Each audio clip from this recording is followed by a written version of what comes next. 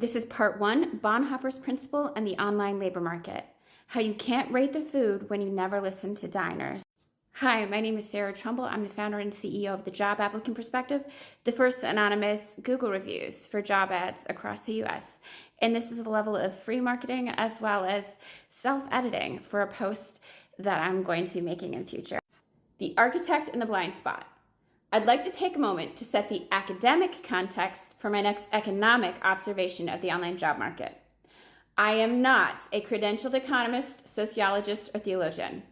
As a proud hyperlexic neurodivergent, my brain defaults to truth and complex systems. And I want to honor myself, my startup, and the fields I draw from by positioning my skill set where it actually lies instead of where it doesn't. There's a reason rookie detectives often crack cold cases. They start from the beginning. I would argue that my lack of formal training is almost precisely why someone like me identified this collapse for what it was, started tracking the causes, and the reason the experts missed it. To my knowledge, no one has taken a socio-theological principle and applied it to economics to explain the dysfunction of modern digital labor markets. That absence is what I mean to address now. When trying to understand this online hiring market, or more accurately, our misunderstanding of it, we have to look at what we've built.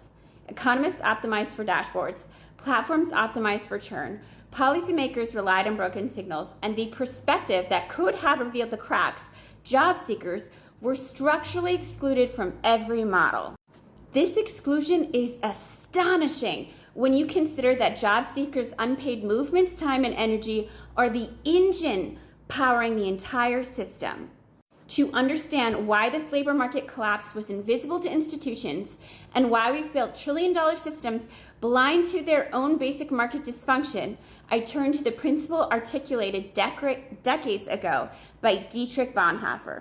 Bonhoeffer wasn't describing a failure of intellect. He was describing a failure of perspective. You can have the smartest minds in the room, the most sophisticated models, the most rigorous dashboards, but if the perspective of the people inside the system are excluded, the models will be blind by design. Brilliance doesn't replace the vantage points that you opt out of measuring.